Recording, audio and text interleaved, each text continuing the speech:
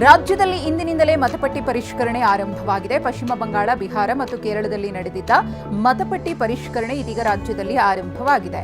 ಕರ್ನಾಟಕ ಸೇರಿದಂತೆ 16 ರಾಜ್ಯಗಳು 3 ಕೇಂದ್ರಾಡಳಿತ ಪ್ರದೇಶಗಳಲ್ಲಿ ಜುಲೈ 28ರವರೆಗೆ ಎಸ್ಐಆರ್ ನಡೆಯಲಿದೆ. ರಾಜ್ಯದಲ್ಲಿ ಒಟ್ಟು 59,000 ಬಿಎಲ್ಒಗಳು ಮತಪಟ್ಟಿ ಪರಿಷ್ಕರಣೆ ಆರಂಭಿಸಿದ್ದಾರೆ. 1,88,00,000 ಮನೆಗಳಿಗೆ ಭೇಟಿ ನೀಡಲಿದ್ದಾರೆ. 5,54,00,000 ಮತದಾರರಿದ್ದು ಈಗಾಗಲೇ 5,07,00,000 ಮತದಾರರ ಮ್ಯಾಪಿಂಗ್ ಪೂರ್ಣಗೊಂಡಿದೆ. 46 ಲಕ್ಷ ಮ್ಯಾಪಿಂಗ್ ಬಾಕಿ ಇದೆ. ಪ್ರಸ್ತುತ ವಿಳಾಸದಲ್ಲಿರದೆ ವಲಸೆ ಹೋದವರಿದ್ದರೆ ಮತ್ತು ಮೃತಪಟ್ಟಿದ್ದವರ ಹೆಸರು ಮತದಾರರ ಪಟ್ಟಿಯಲ್ಲಿದ್ದರೆ ಅಂಥವರ ಹೆಸರನ್ನ ಡಿಲೀಟ್ ಮಾಡಲಾಗುತ್ತೆ. ಒಂದಕ್ಕಿಂತ ಹೆಚ್ಚು ಬಾರಿ ನೋಂದಣಿಯಾಗಿದ್ದರೂ ಅವರ ಹೆಸರನ್ನ ಕೂಡ ಕೈಬಿಡಲಾಗುತ್ತೆ. ಪ್ರೊಜಿನಿ ಮ್ಯಾಪಿಂಗ್ ಅಂದ್ರೆ ಮತದಾರನ ವಂಶಾವಳಿ ಜೋಡಣೆಯಾಗದಿದ್ದರೆ ಅಂಥವರ ಹೆಸರನ್ನೂ ಕೂಡ ತೆಗೆದುಹಾಕಲಾಗುತ್ತೆ. ಬೆಳಗಾವಿಯಲ್ಲಿ ವಿವಾಹಿತೆ ಜೊತೆ ಓಡಿ ಹೋದ ಯುವಕನ ಮನೆಯನ್ನ ಧ್ವಂಸಗೊಳಿಸಲಾಗಿದೆ. ಯಮಕನ ಮರಡಿ ಕ್ಷೇತ್ರದ ಭರಮ್ಯಾನಟ್ಟಿ ಗ್ರಾಮದಲ್ಲಿ ಮಾರಕಾಸ್ತ್ರಗಳ ಸಮೇತ ಬಂದ 30ಕ್ಕೂ ಹೆಚ್ಚು ದುಷ್ಕರ್ಮಿಗಳು ಕೃತ್ಯವೆಸಗಿದ್ದಾರೆ. ತಲ್ವಾರ್, ಜಂಬೆ, ಕುಡುಗೋಲು, ಬಡಿಗೆ ಸಮೇತ ಅಟ್ಯಾಕ್ ಮಾಡಿದ್ದಾರೆ. ಮನೆಯಲ್ಲಿದ್ದ ಯುವಕನ ಕುಟುಂಬಸ್ಥರ ಹತ್ಯೆಗೂ ಯತ್ನ ನಡೆಸಿದ್ದಾರೆ. ಆಕಸ್ಮಿಕ ಬೆಂಕಿಯಿಂದ ನಂದಿನಿ ಮಿಲ್ಕ್ ಪಾರ್ಲರ್ ಭಸ್ಮವಾದ ವಿಚಾರ ತಿಳಿದ ಮಾಲೀಕ ಹೃದಯಾಘಾತದಿಂದ ಸಾವನ್ನಪ್ಪಿದ್ದಾರೆ. ಚಿಕ್ಕಬಳ್ಳಾಪುರ ನಗರದ ಪಶುವೈದ್ಯ ಇಲಾಖೆ ಕಚೇರಿಯ ಬಳಿ ಘಟನೆ ನಡೆದಿದೆ. ಕಣಜೇನಹಳ್ಳಿ ಗ್ರಾಮದ ವೆಂಕಟೇಶ್ ಮೃತ ದುರ್ದೈವಿ. ಬೆಂಗಳೂರಿನ ಅಮೃತಹಳ್ಳಿ ಠಾಣೆ ಪಿಎಸ್ಐ ಪ್ರವೀಣ್ ಅಪ್ರಾಪ್ತ ಆರೋಪಿಗಳ ಜೊತೆ ವಿಕೃತ ವರ್ತನೆ ತೋರಿದ್ದ ಆರೋಪ ಕೇಳಿಬಂದಿದೆ. ಕೆಲ ತಿಂಗಳ ಹಿಂದೆ ನಡೆದಿದ್ದ ಘಟನೆ ತಡವಾಗಿ ಬೆಳಕಿಗೆ ಬಂದಿದೆ. ಕೊಲೆ ಕೇಸ್ನಲ್ಲಿ ಅರೆಸ್ಟ್ ಆಗಿದ್ದ ಬಾಲಕರ ಜೊತೆ ವಿಕೃತ ವರ್ತನೆ ತೋರಿದ್ದಾರೆ ಎನ್ನಲಾಗಿದೆ. ಚಾಮರಾಜನಗರ ಜಿಲ್ಲೆಯ ಹನೂರು ಭಾಗದಲ್ಲಿ ಮಳೆರಾಯ ಮುನಿಸಿಕೊಂಡಿದ್ದಾನೆ. ಹೀಗಾಗಿ ಇಲ್ಲಿನ ರೈತರು ಮಳೆಗಾಗಿ ದೇವರ ಮೊರೆ ಹೋಗಿದ್ದಾರೆ. ಬೆಟ್ಟ ಜಡೆ ರುದ್ರಸ್ವಾಮಿಗೆ ವಿಶೇಷ ಪೂಜೆ ಸಲ್ಲಿಸಿದ್ದಾರೆ. ಕಲ್ಲು ಬೆಟ್ಟ ಜಡೆ ರುದ್ರಸ್ವಾಮಿಗೆ ಪೂಜೆ ಸಲ್ಲಿಸಿದ್ರೆ ಮಳೆ ಬರುತ್ತೆ ಎಂಬ ವಾಡಿಕೆಯ ಹಿನ್ನೆಲೆಯಲ್ಲಿ ಪಿಜಿಪಾಳ್ಯ ಗ್ರಾಮಸ್ಥರು ಪೂಜೆ ಸಲ್ಲಿಸಿದ್ದಾರೆ.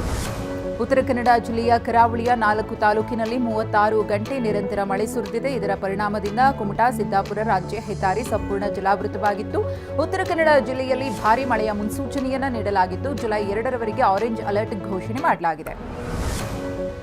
ಆಳ ಸಮುದ್ರದಲ್ಲಿ ಮೀನುಗಾರಿಕಾ ಬೋಟ್ ಮುಳುಗಡೆಯಾಗಿದ್ದು ಮೀನುಗಾರರನ್ನ ರಕ್ಷಣೆ ಮಾಡಲಾಗಿದೆ. ಪ್ರಕ್ಷುಬ್ಧ ಸಮುದ್ರದಲ್ಲಿ ಐಎಫ್ಬಿ ಮಂಜು ಮಾತಾ ಮೀನುಗಾರಿಕಾ ದೋಣಿ ಮುಳುಗಡೆಯಾಗಿದ್ದು ವಿಷಯ ತಿಳಿತಾ ಇದ್ದಂತೆ ಕಾರ್ಯಪ್ರವೃತ್ತರಾದ ಭಾರತೀಯ ಕರಾವಳಿ ಪಡೆ ಕಾರ್ಯಾಚರಣೆಗಿಳಿದಿದೆ.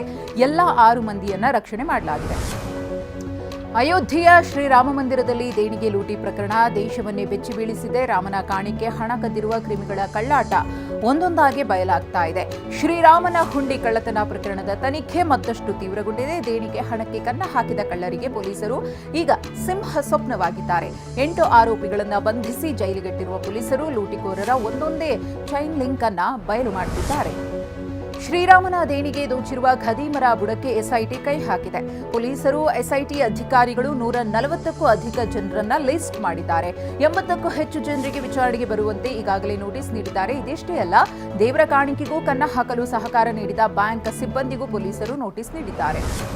ಜೈಲಿನಲ್ಲಿ ಕಂಬಿ ಎಣಿಸ್ತಾ ಇರುವ 8 ಆರೋಪಿಗಳನ್ನು ಮತ್ತೆ 14 ದಿನ ನ್ಯಾಯಾಂಗ ಬಂಧನಕ್ಕೆ ಒಪ್ಪಿಸಲಾಗಿದೆ. ಪ್ರಕರಣದ ವಿಚಾರಣೆಯನ್ನ ಕೋರ್ಟ್ ಜುಲೈ 13ಕ್ಕೆ ಮುಂದೂಡಿದೆ. ಆರೋಪಿಗಳನ್ನ ಕಸ್ಟಡಿಗೆ ಪಡೆದು ವಿಚಾರಣೆಗೆ ನಿರ್ಧಾರ ಮಾಡದ ಪೊಲೀಸರು ಅಕ್ರಮ ಆಸ್ತಿ ಬೆನ್ನತ್ತಿದ್ದಾರೆ. ಅಯೋಧ್ಯೆ ರಾಮ ಮಂದಿರದ ಕಾಣಿಕೆ ಕಳ್ಳತನ ಪ್ರಕರಣ ಇದೀಗ ಪ್ರಮುಖ ರಾಜಕೀಯ ಕದನವಾಗಿ ಮಾರ್ಪಟ್ಟಿದೆ. ಇಂದು ಕಾಂಗ್ರೆಸ್ ನಿಯೋಗವು ಅಯೋಧ್ಯೆಗೆ ಮೆರವಣಿಗೆ ಮತ್ತು ಆಪಾದಿತ ಕಳ್ಳತನದ ವಿರುದ್ಧ ಬೃಹತ್ ಮೆರವಣಿಗೆಯನ್ನ ಘೋಷಿಸಿತ್ತು. ಈ ಬೆನ್ನಲ್ಲೇ ಯುಪಿ ಕಾಂಗ್ರೆಸ್ ಅಧ್ಯಕ್ಷ ಅಜಯ್ ರೈರನ್ನ ಗೃಹ ಬಂಧನದಲ್ಲಿ ಇಡಲಾಗಿದೆ. ಫಿಫಾ ವಿಶ್ವಕಪ್ 2026ರ 32ನೇ ಸುತ್ತಿನ 2ನೇ ಪಂದ್ಯದಲ್ಲಿ ಬ್ರೆಜಿಲ್ ತಂಡ ಜಪಾನ್ ವಿರುದ್ಧ ರೋಚಕ ಜಯ ಸಾಧಿಸಿದೆ. ಹೂಸ್ಟನ್ನ ಎನ್ಆರ್ಜಿ ಸ್ಟೇಡಿಯಂನಲ್ಲಿ ನಡೆದ ಈ ನಾಕೌಟ್ ಪಂದ್ಯದಲ್ಲಿ ಜಪಾನ್ ಮೊದಲು ಗೋಲ್ ಬಾರಿಸಿತ್ತು. ಆದರೆ ಬ್ರೆಜಿಲ್ 2-1 ಗೋಲ್ ಅಂತರದಿಂದ ಗೆದ್ದಿದೆ.